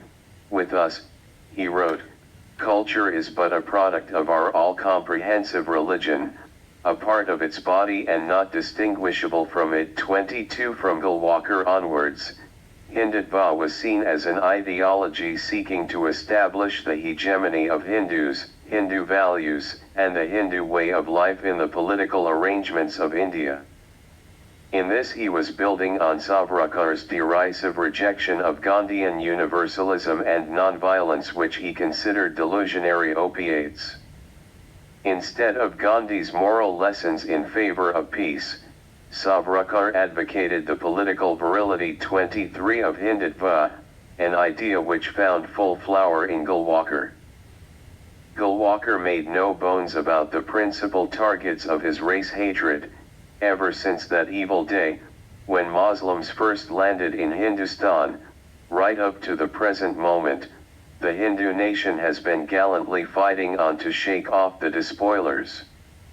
The race spirit has been awakening. 24. The association of Hindutva with an explicitly anti-Muslim agenda can be traced to its unambiguous avowal by Golwalkar. But race, fashionable though the term was when Golwalkar wrote in the 1930s, especially in the context of Nazi ideology, was not an entirely accurate word for what he meant, not least since many, indeed most, of India's Muslims were descended from Hindu ancestors themselves and therefore were of the same race or ethnicity as the Hindus for whom Golwalkar was speaking. According to the proponents of Hindutva, despite that common descent, Muslims had cut themselves off from Hindu culture. They prayed in Arabic, rather than the Sanskrit born on Indian soil, turned to a foreign city, Mecca, as their holiest of holies, and owed allegiance to a holy book, and beliefs spawned by it, that had no roots in the sacred land of India. Naipaul echoes this thought in his Among the Believers. It turns out now that the Arabs were the most successful imperialists of all time, since to be conquered by them, and then to be like them, is still, in the minds of the faithful, to be saved. 25. Golwalkar's answer was to seek the assimilation of Muslims and other minorities into the Hindu nationalist mainstream by forcing them to abandon these external allegiances, rather as the Jews were forced to adopt outward signs of adherence to Christianity during the Spanish Inquisition 4.5 centuries earlier. The German notion of a Volksgeist, a race spirit to which everyone would have to conform, appealed strongly to Golwalkar. To remain in India, Muslims would have to submit themselves to Hindus. Recalling the parable of Muhammad going to the mountain, Golwalkar wrote, in the Indian situation, the Hindu is the mountain, and the Muslim population, Muhammad. I need not elaborate. 26. A few paragraphs earlier I have quoted his approving words about Nazi theories of race. There is more in his writing that is even more chilling. Golwalkar's hatred for non-Hindus was especially virulent when it came to Muslims and Christians. He regarded Parsis and Jews in India as model minorities who knew their place and did not ruffle any Hindu feathers. In his pungent view, Arya was already a full-fledged ancient nation of the Hindus, and the various communities which were living in the country were here either as guests, the Jews and Parsis, or as invaders, the Muslims and Christians. 27 He added, they never faced the question how all such heterogeneous groups could be called as children of the soil merely because, by an accident, they happened to reside in a common territory under the rule of a common enemy. Golwalkar strongly opposed all talk of a secular Indian state. As he wrote in We, or Our Nationhood defined, there are only two courses open to these foreign elements, Golwalkar went on, either to merge themselves in the national race and adopt its culture, or to live at its mercy so long as the national race may allow them to do so, and quit the country at the sweet will of the national race. That is the only sound view on the minorities problem. The foreign races in Hindus then must either adopt the Hindu culture and language, must learn to respect and hold in reverence Hindu religion, must entertain no idea but those of the glorification of the Hindu race and culture, i.e., of the Hindu nation, and must lose their separate existence to merge in the Hindu race, or may stay in the country, wholly subordinated to the Hindu nation, claiming nothing, deserving no privileges, far less any preferential treatment, not even citizens' rights. 28. Golwalkar acknowledged the reality of diversity within Hinduism, but argued that Hindus shared the same philosophy of life, the same goal and the same holy samskaras. 29 Which therefore formed a strong cultural and a civilizational basis for a nation.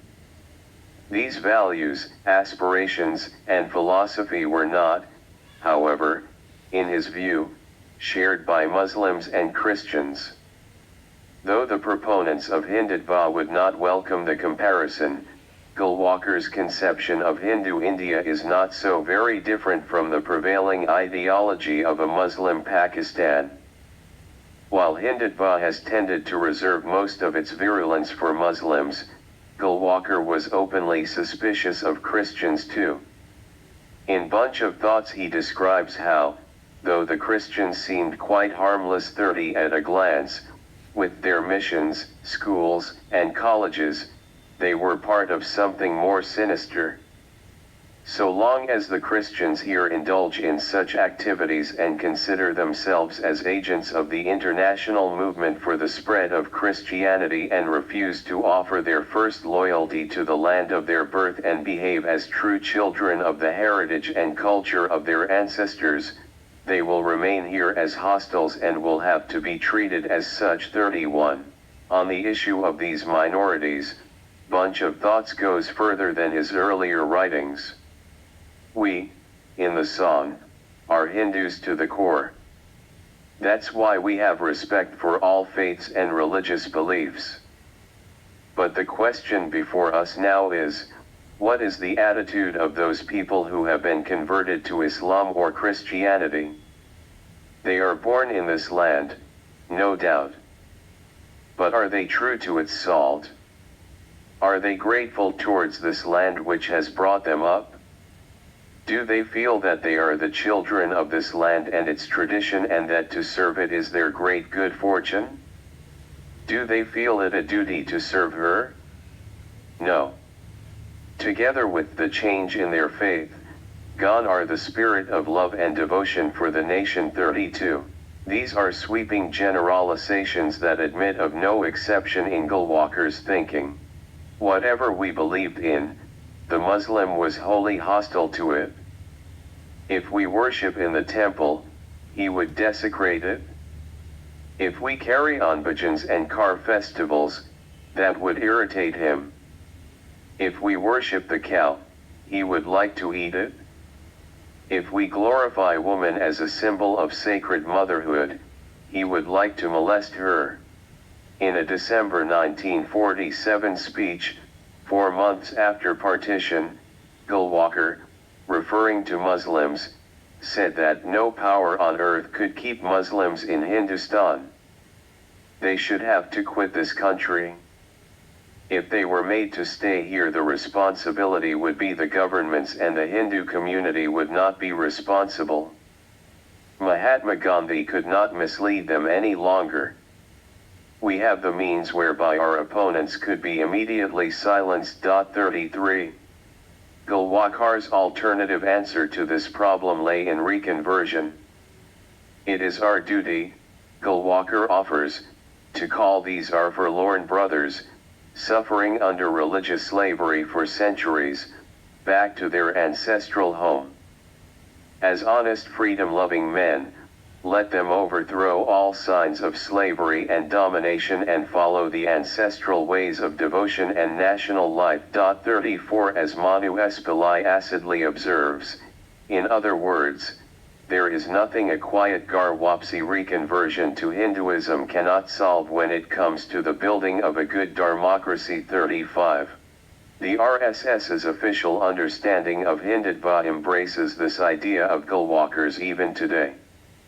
In their reply to the tribunal constituted under the Unlawful Activities, Prevention, Act 1967 to hear a case on the RSS in 1993, the RSS made an official statement as follows. The term Hindu in the conviction as well as in the constitution of the RSS is a cultural and civilizational concept and not a political or religious term. The term as a cultural concept will include and did always include all including Sikhs, Buddhists, and Jains. The cultural nationality of India, in the conviction of the RSS, is Hindu, and it was inclusive of all who are born and who have adopted Bharat as their motherland, including Muslims, Christians and Parsis. The answering association submit that it is not just a matter of RSS conviction, but a fact borne out by history that the Muslims, Christians, and Parsis too are Hindus by culture, although as adherents of different religions they are not so. 36. This statement, of course, elides the Holy Land problem in Savarkar's famous tripartite formula: if you are a Muslim, Christian, or Parsi, however Hindu you may be culturally, India is not your holy land. Hindutva acolytes gloss over this contradiction by suggesting that the key lies in these minorities acknowledging their foundational Hindu-ness. If they see themselves as Muhammadan Hindus, Christian Hindus and Parsi Hindus, India can accept them. Since few, if any, of the believers in those faiths are ready to see themselves in those terms, of course, it is logical to assume they remain unwelcome in Hindutva-led India.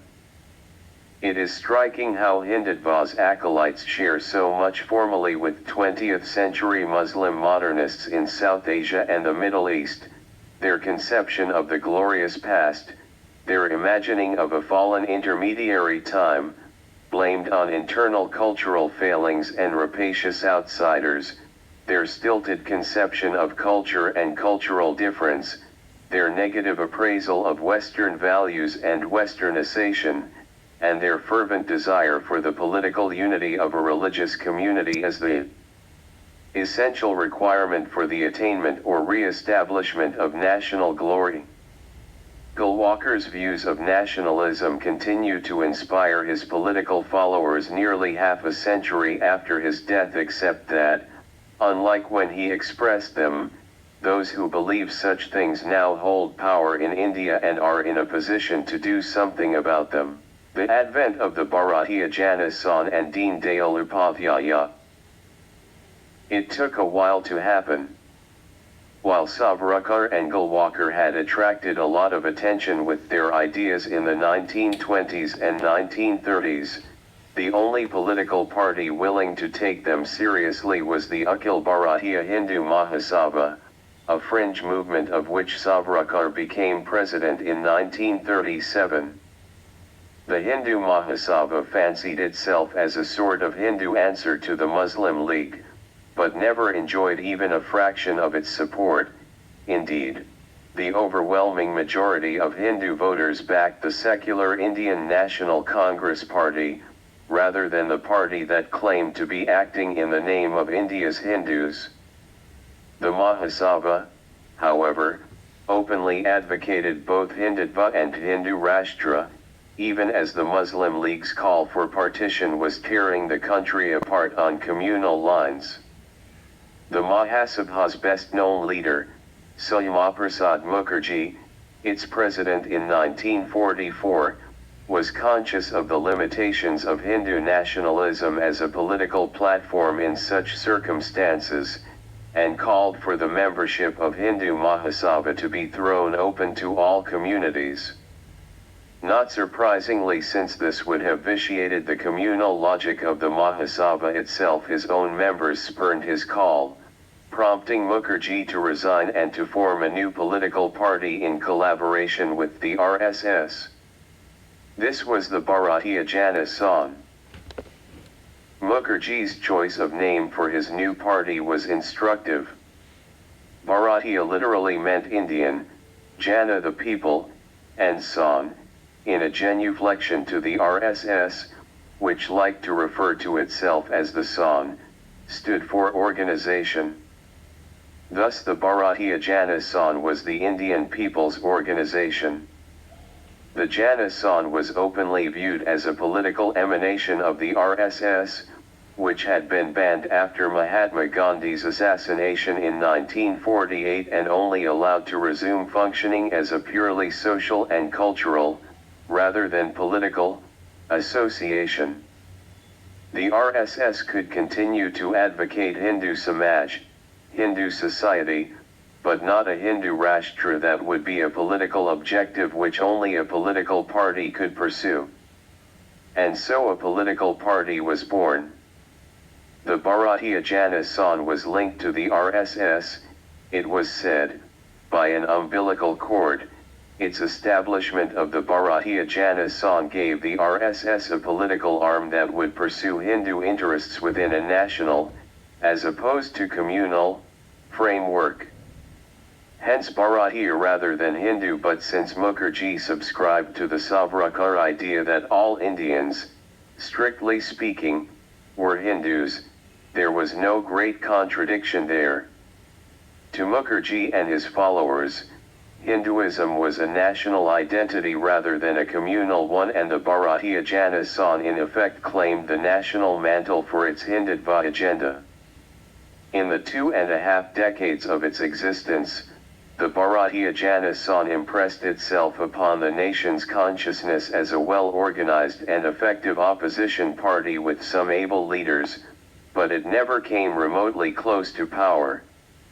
Its best electoral performance was in 1967, when it won 35 seats in a right-of-center grand alliance with the liberal, pro-free enterprise Svatantra Party, which claimed 44, a total dwarfed by the 283 of the ruling Congress Party. This was the time when the concept of Hindutva received its fullest flowering under the leadership of party president Deendayal Upadhyaya, whose ideas, in particular his philosophy of integral humanism, I discuss below in some detail. Pandit Deendayal Upadhyaya is undoubtedly the most significant ideologue of the contemporary Hindutva movement. Despite having served only 1 year, 1967 to 1968, as president of the Bharatiya Jana Sangh, the precursor party of today's ruling BJP, before his life was prematurely cut short, Pandit Deendayal Upadhyaya, 1916 to 1968, is enjoying something of a renaissance these days. The Narendra Modi government ruling India since 2014 swears by his life and work, and there has been a proliferation of seminars and conferences discussing and dissecting his philosophy of integral humanism.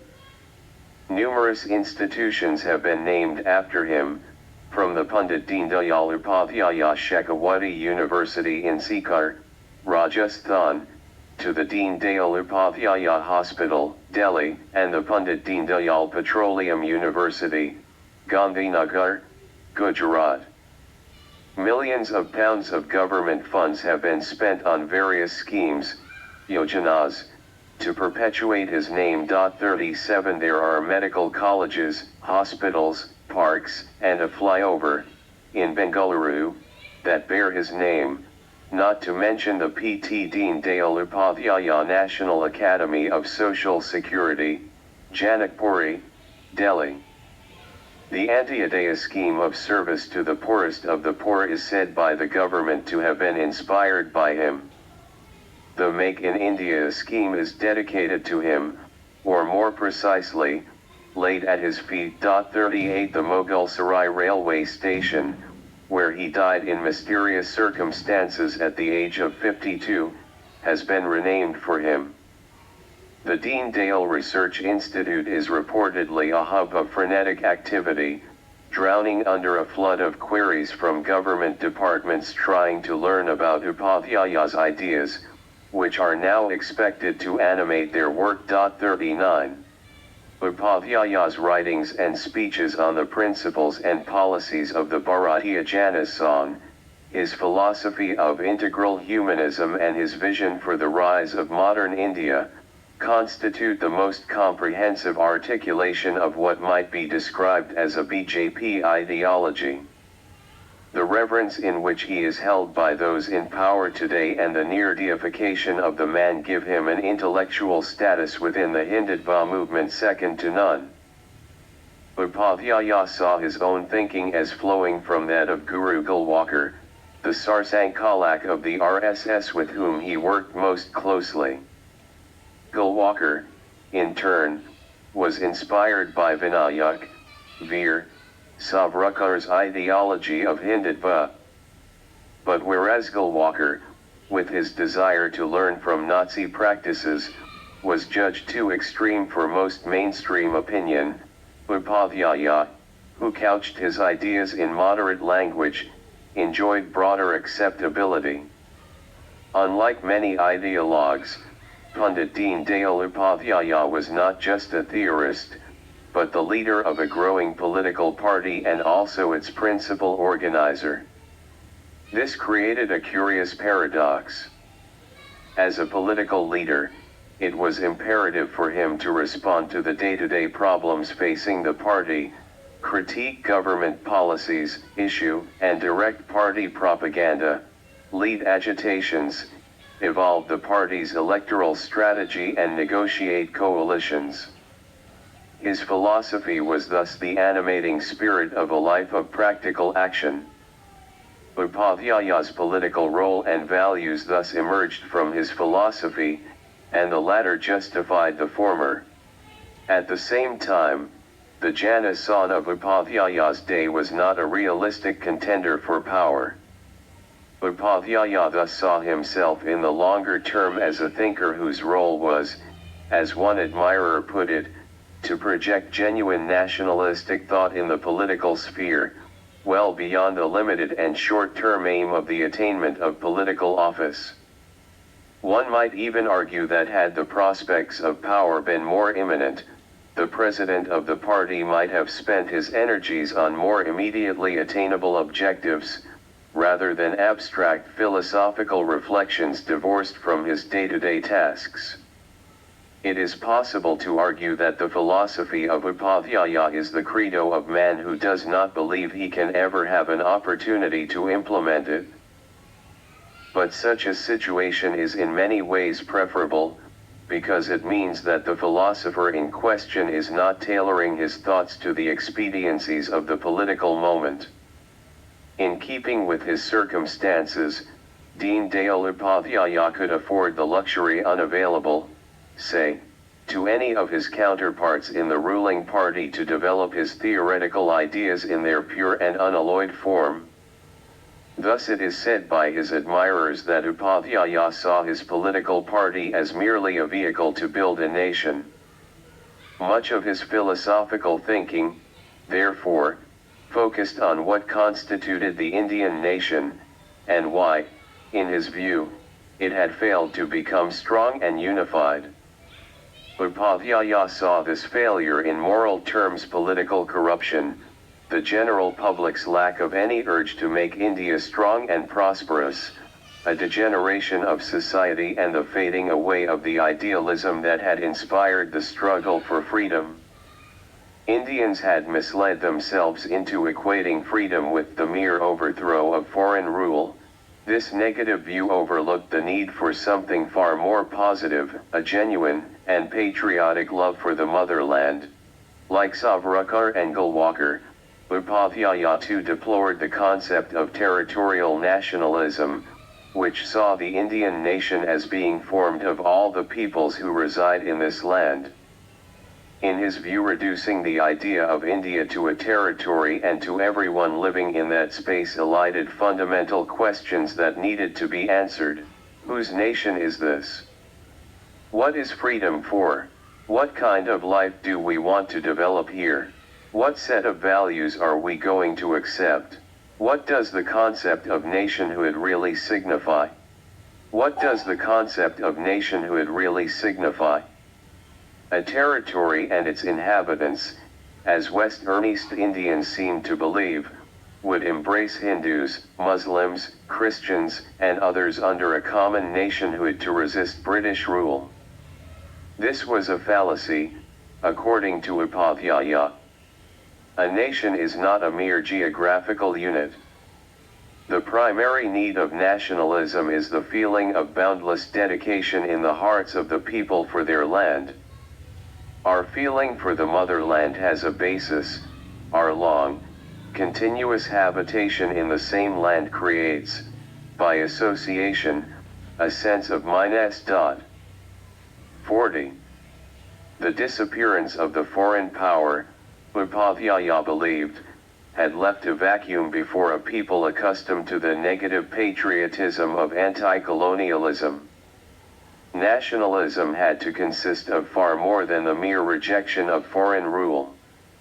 Upadhyaya spurned the Western idea that nationalism as a political force was a product of the French Revolution and the situation created by it. He abjured the notion that a nation is made up of various constituent elements that can be itemized, such as a common race, religion, land, traditions, shared experience of calamities, means of transport, common political administration, and so on. Such ideas, he believed, missed the essential ethos of nationalism, love for the motherland. Since love for the motherland had never been inculcated in its inhabitants, their lives in independent India were now centered on money and greed, artha and kama, in the classic quartet of human aspirations enumerated in the Purusharthas, at the expense of Dharma and moksha. This modern materialism Upadhyaya saw as a major societal flaw. As he wrote in his book, Rashtra Jivan Ki Disha 41. All our ailments in today's political life have their origin in our avarice. A race for rights has banished the noble idea of service. Undue emphasis on the economic aspect of life has generated a number of lapses. Instead of character, quality, and merit, wealth has become the measuring rod of individual prestige. This is a morbid situation. It must be our general approach to look upon money only as a means towards the satisfaction of our everyday needs, not an end in itself. This transformation in our attitude can be brought about only on the basis of the ideals of Indian culture. 42. Dazzled by the material advances made by the so-called developed countries, Upadhyaya argued, India too had taken to aping the foreigners under the rubric of 5-year plans and development projects. India had written a constitution imitative of the West, divorced from any real connection to our mode of life and from authentically Indian ideas about the relationship between the individual and society. In this he who had lamented that our cumbersome Constitution 43 was all the more deficient for incorporating absolutely nothing from the Manusmriti. Upadhyaya thus felt the need for a Hindu political philosophy befitting an ancient nation like Bharat. This would have to be based on patriotism and a comprehensive vision of the nation as a complete entity, its security, its unity, its growth and development, the welfare of its entire populace and the full development of every individual based on its inherent character, culture, spiritual underpinnings, and permanent values that have, as he saw them, stood the test of time. For Upadhyaya, India had a special personality distinct from that of other nations. It had an ethos of its own. Only a national philosophy that reflected this could be successful. Only an authentic Indian approach would ensure happiness for Indians. Upadhyaya was convinced that independent India could not rely upon Western concepts like individualism, democracy, socialism, communism, or capitalism. It had to reject these formulae and find its own approach. Unfortunately, in his view, India's polity after independence had been built upon these superficial and feeble Western foundations rather than authentic Hindu ones. To Upadhyaya, Western thought was predicated on ideas of conflict. It presumed a conflict between individual and society, between ruler and ruled, between the power of clergy and temporal power, between haves and have-nots. Indian thinking, on the other hand, laid emphasis on cooperation and synthesis, not conflict. But Upadhyaya went further in his exegesis. To the Western mind, he argued, the main theme of this conflict was over rights, rights of the individual and the groups he represented. This was where Hinduism was different. To Upadhyaya, the Bharatiya ethos emphasized duties, not rights. It required coordination and understanding, not conflict and hatred.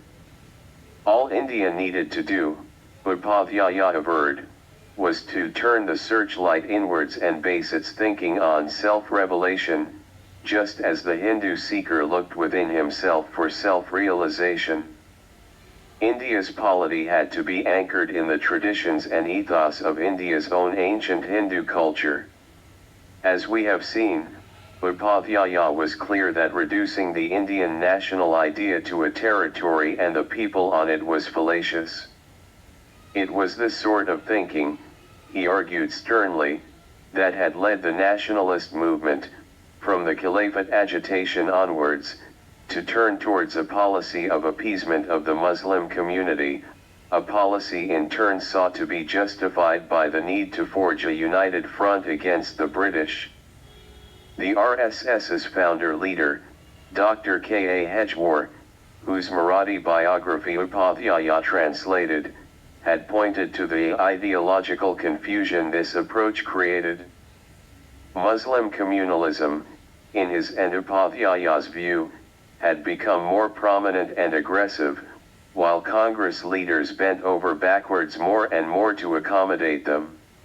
The partition of 1947 was undoubtedly a defeat for those who had wanted to preserve a united India, but it was not a failure of India's unity as much as it was the defeat of misconceived utopian efforts to embrace non-Hindus made in the name of national unity.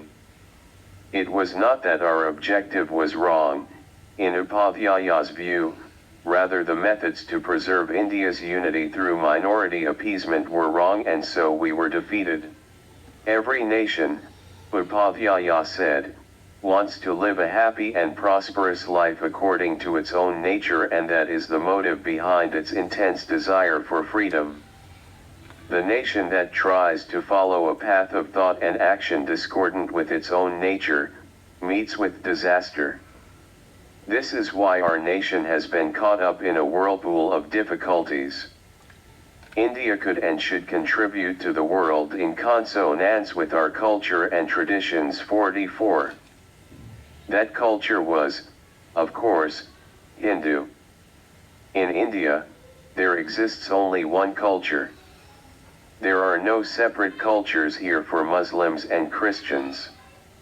Every community, therefore, including Muslims and Christians, must identify themselves with the age-long national cultural stream that was Hindu culture in this country.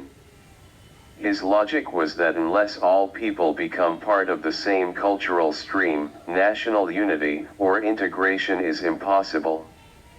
If we want to preserve Indian nationalism, this is the only way. To him, the national cultural stream would continue to remain one, and those who cannot identify themselves with it would not be considered nationals. To Upadhyaya, the national culture to which he was referring had to be Hindu, it explicitly could not be Muslim. Mecca, Medina, Hassan, and Hussein, Sarab and Rustam and Bulbul may be very significant in their own ways, but they do not form a part of Indian national life and stream of Indian culture. How can those who are emotionally associated with these and look upon the Rama and Krishna tradition as alien be described as nationals?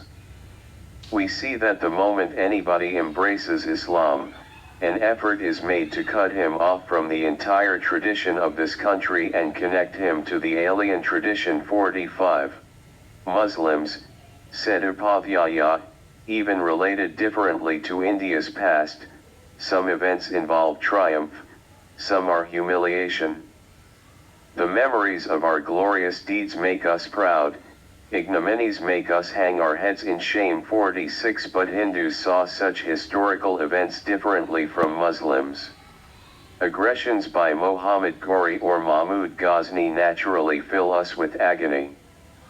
We develop a feeling of attachment to Prithviraj and other patriots. If instead, any person feels pride for the aggressors and no love for the motherland, he can lay no claim to patriotism. The memory of Rana Pratap, Chhatrapati Shivaji, or Guru Gobind Singh makes us bow down our heads with respect and devotion. On the other hand, the names of Aurangzeb, Alauddin, Clive, or Dalhousie fill us with anger that is natural towards foreign aggressors. 47. Only Hindu society, Upadhyaya underscored, felt this way about its heroes, supporting Rana Pratap over Akbar. Therefore there was really no ground for doubt that Indian nationalism is Hindu nationalism. Upadhyaya's conclusion was blunt. Muslims sought to destroy the values of Indian culture, its ideals, national heroes, traditions, places of devotion and worship, and therefore can never become an indivisible part of this country.